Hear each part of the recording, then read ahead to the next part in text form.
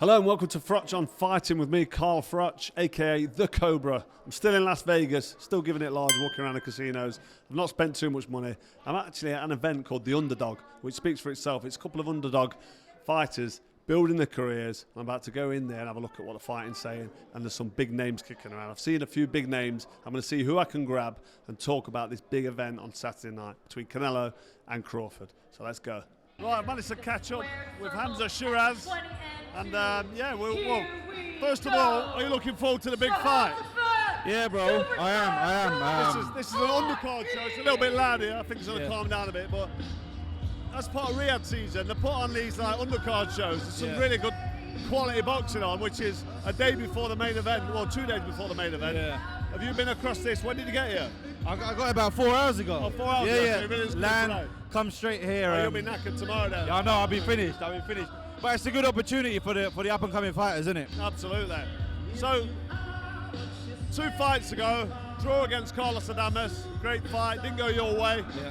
Got straight back in there. Kept confident. You still believe in yourself after that. There was no sort of negative mind. You didn't feel too down after that draw. No, I was. To be fair, after it, I was like borderline depressed for about a good month. Oh, was you a month? The whole month? Yeah, man. Down, bro. Down. It was a draw though, not a loss. Yeah, I know. But you know what it's like as a fighter. Absolutely, yeah. You want to win.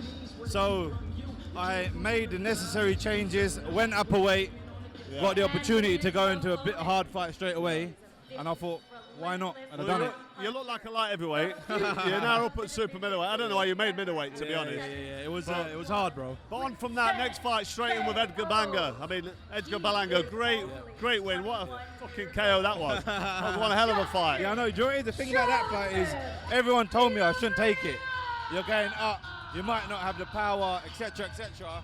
But I had nothing to lose, Carl. I had nothing to lose, so thought go for it. Let me go for it, man. Yeah, you was never going to not have the power because you're draining yourself to do 160 You know what it's like. Yeah, you know what I mean? You know what it's like. I was super middleweight my whole career. Yeah. But early on, I did the weight easy. I could have probably done middle. What about towards the end? Was it harder? Towards the end, it was harder. So when you take a bit of weight off, that's when you get clipped and you feel the shot. Yeah. But that win against Berlanga was wicked, man. I love that. I appreciate you, Carl. Thank you. Fight. Great finish. And that's going to set you up now for confidence-wise. Yeah. For what's your reflection on that fight? I mean, it was a great win, a great knockout, but do you feel that you're now in your weight division? Yeah, I do. And the thing is, I think the biggest change was the weight and moving to Andy Lee. He helped me a lot, mentally as well, got me out of a dark place, simplified training, and then fight night, we just done what we had to do. Did you train in New York for that one? No, we trained in Dublin, Ireland, for 7 weeks, and the last 2 weeks in New York. Which gym was you in New York? So I was out there for 2 camps. I did the Johnson fight. I forgot the name of it, I'll be honest with you. Trinity Gym? Or Grayson's or anything like that? No, it weren't one of the big ones. It was...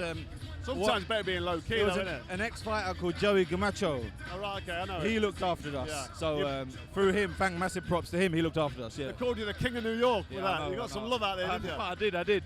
That's what I mean, going around here now, the King of New York and that. It's all right, it was a good reaction.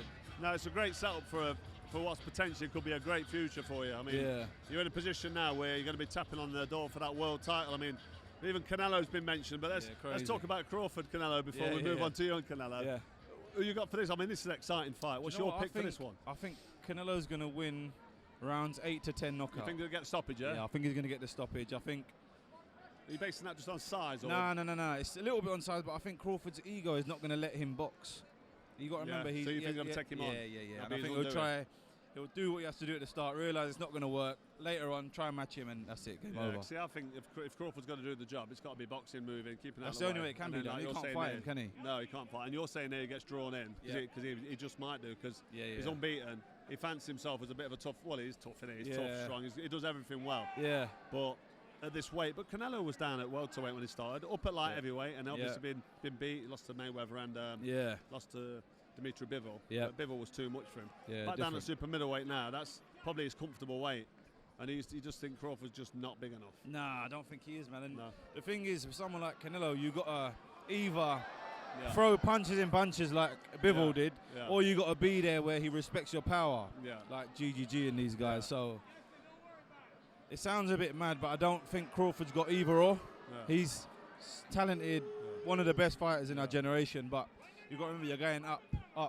Yeah. 2 divisions, 3 divisions. Yeah, 2 or 3 It's divisions. different. The game's different up there.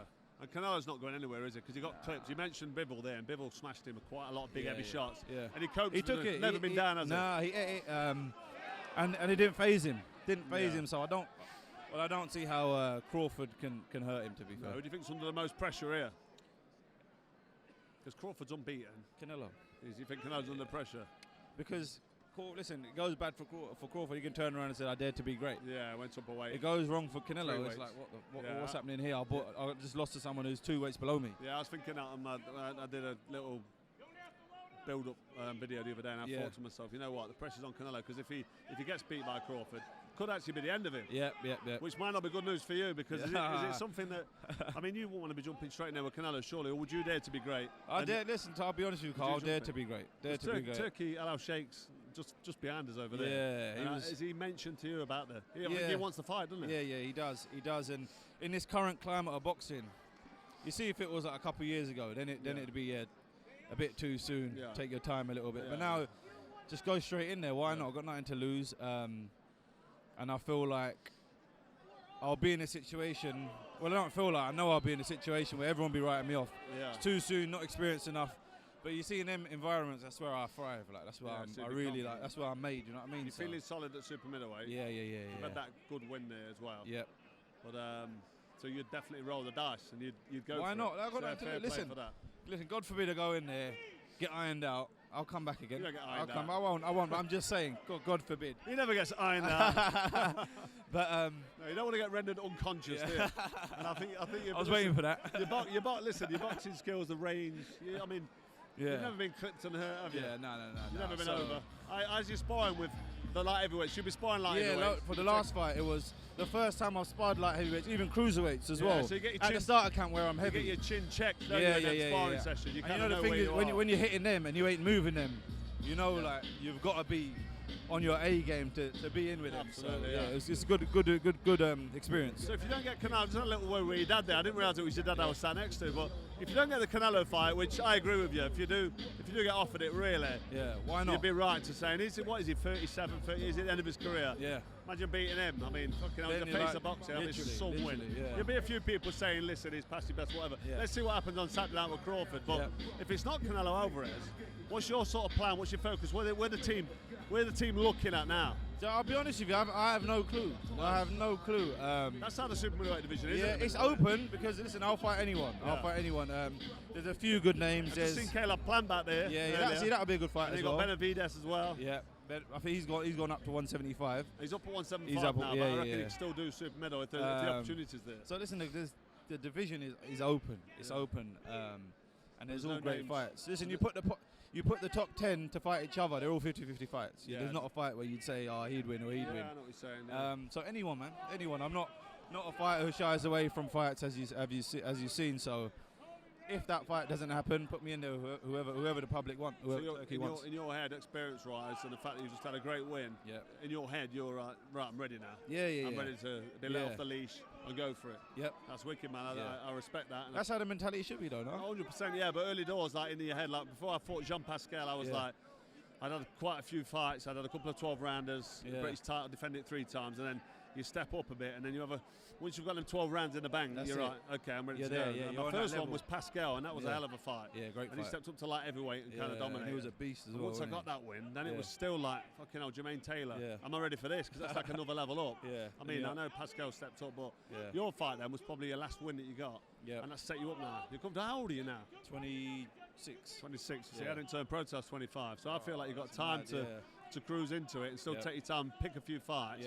But talking to you, your head's on it, you're confident and you're ready to go. So fair play to you, man. Cheers, listen, Carl. I just want to say good luck to you. I'll see Thank you very tomorrow much. night. You're picking Crawford by Canelo. Sorry, round 8 to round 10. 8. So I've got $100 to chuck on. I'll get better odds. If you weren't a bit. Put more on. I'm not a big gambler. I'm gonna chuck $100 in a minute. I'll give you 10% if it comes. Fair enough. But no, wicked talking to you, man. Oh, thank you very much. Good luck, man. We Appreciate catch up anyway. Thank you. Catch you soon, man. Right, that was Hamzah Sheeraz, the King of New York. It's really good to talk to him. I'll tell you what, he's got a great future ahead of him. He's a massive talent.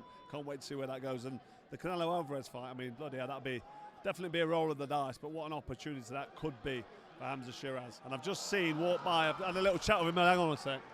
I saw. So I don't like to miss the action. I saw Teofimo Lopez, who's a fan of the Cobra and Froch on fighting. I'm going to definitely get a chat with him in a minute. Yo, Testing. okay, hey, Carl Froch, what it's all about? I'm gonna tell you all about what I'm about. Go to head. Underdog is where it's at. I can't rap. Bit of freestyle, man. You can't knock the freestyle. Okay. 1, 2, 3, 4, 5, 6. I'm counting all the way to 10. I tell this. We're in a rap. My favourite colour is red, like the blood shed. Kurt Cobain's here when he shot himself dead. Oh no way. Oh no, Jose. I tell you like it is. Get a green card today. Yeah, right. We're gonna go with it. I'm here with Teofimo Lopez. Last time I saw you was in London at the Ring Magazine Awards. We had a good chat. Yep. I love the way you spotted the Cobra and you came over to me with your ring mag. You was like, I'm a fan of the channel. And that's it. You got my heart then straight away. And since then, you've had a good win in New York, was it? Yes. Tell me about that fight, that win, and what's your plans? What's going off now? What's next for you? Well, first off, I mean, it's an honor to be here alongside you and speak with you now, finally in person.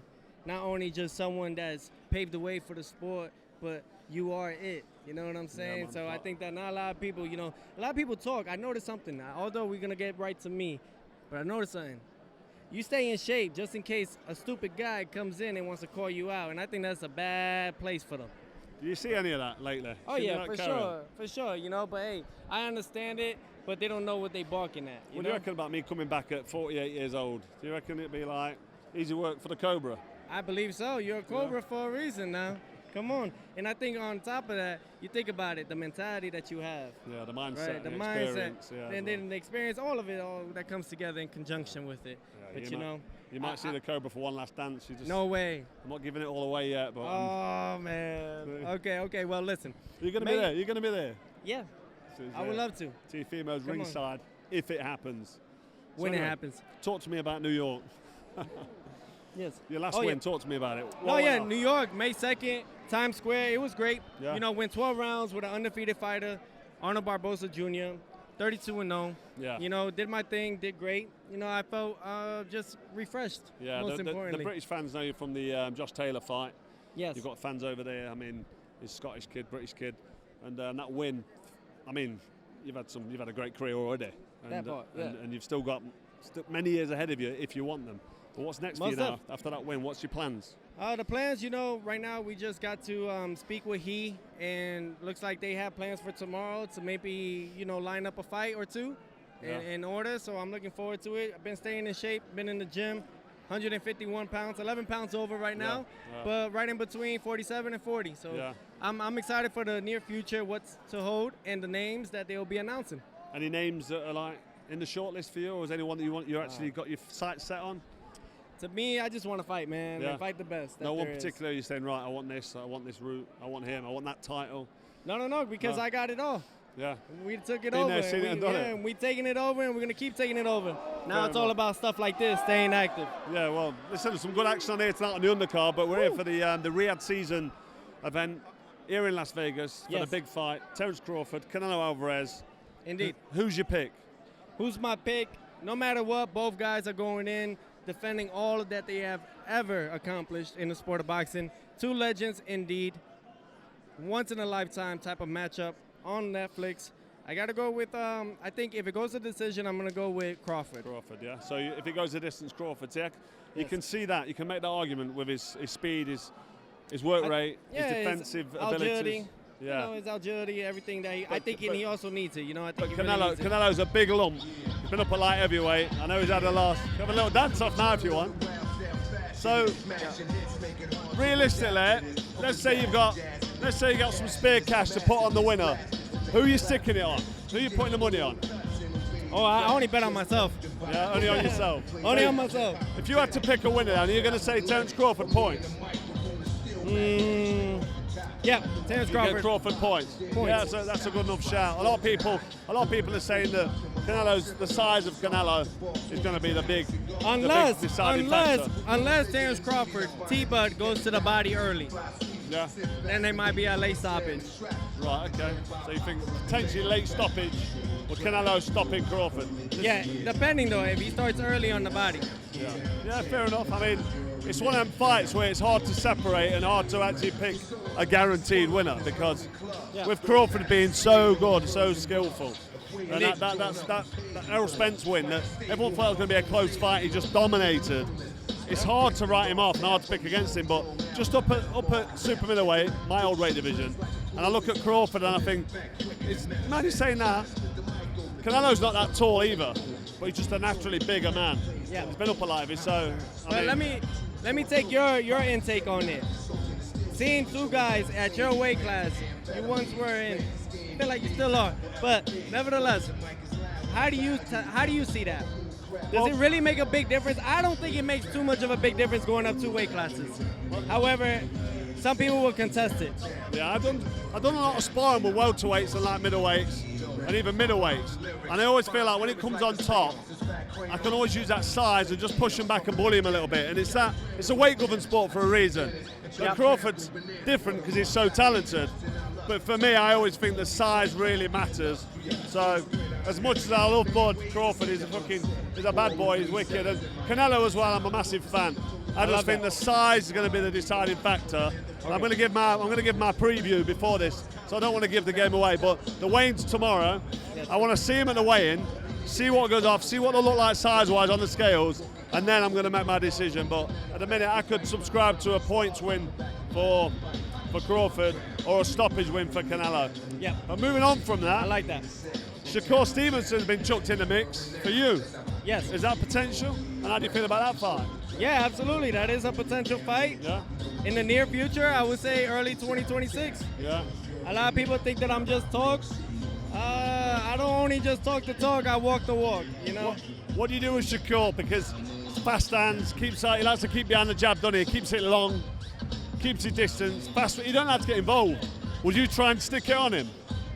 There's many ways to it. Yeah. There's many ways to beat a guy like Shakur Stevenson, and I can't wait when that time comes, when we both sign the line on the contract, making it happen. Fair enough. Well, anyway, listen, you give me a prediction. You've got Terence Crawford.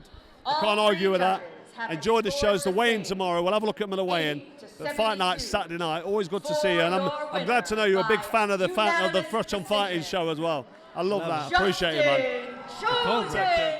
That's it for another episode of Froch on Fight. We'll wait till it cleared out a little bit because it was getting too loud. If there's any audio issues, apologies for that, but should be okay. I've got the best producer in the business sorting out the sound. But that's it. That's another event put on, courtesy of Turkey El Al Sheikh. He was sat ringside all night, excited, looking like he was enjoying the fight. He sat there and watched every fight, eating his popcorn, actually. He's a proper boxing fan, but fair play to him. Another little preview of what's to come. Big fights on Saturday night.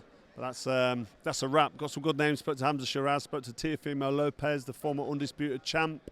And tomorrow I'll be at the weigh-in. I'll be having a look, see if I can pick up any more names, and I'll be giving my final prediction for the big fight. So don't miss it. This episode is brought to you by Cobra Casino.